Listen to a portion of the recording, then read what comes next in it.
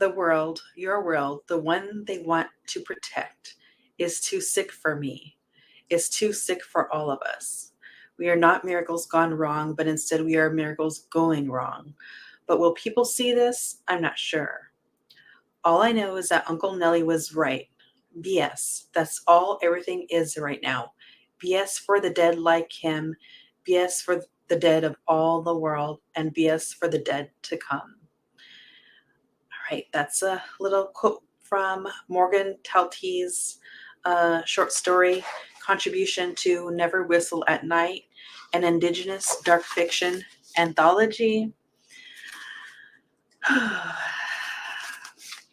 This was so good.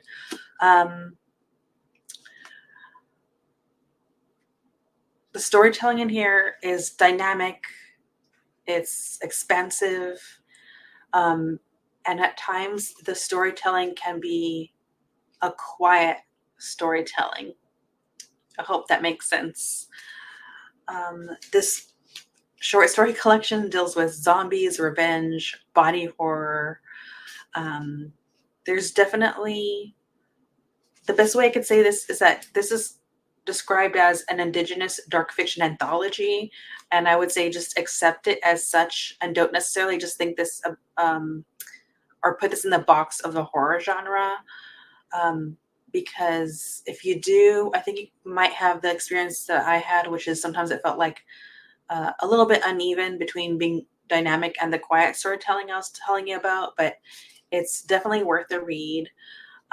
There's so many authors that I respect that were a contributor to this. Like right now, the quote I read from Morgan Talty, he wrote The Night of the Living Rez, which you know I love. David Heska Wanblee Whedon is a contributor, and he wrote Winter Counts, which you also know I love. Tommy Orange, who wrote There, is a contributor. And also what I really appreciate is that there's even a story about oh my god, I just forgot the name. The boarding schools. My brain just blanked. But yeah, there's that. There's also a conversation about a person not feeling like they're enough.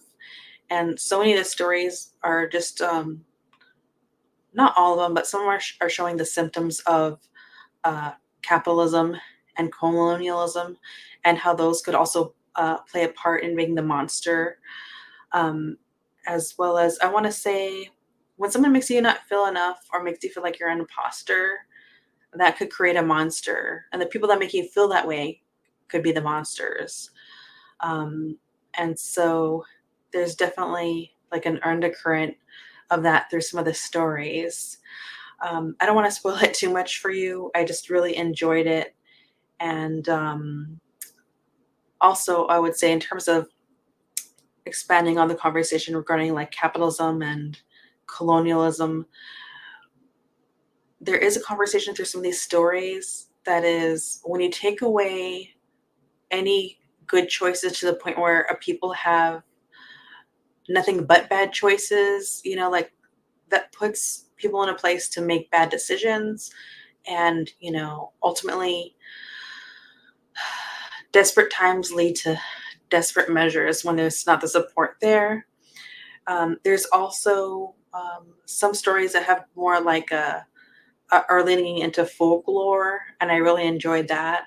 There's even a story here that's a story about stories and how important it is to protect stories, revere stories, preserve stories, and that really touched me. So this wasn't just about hitting all the emotional beats of horror, but also just pulling at the emotional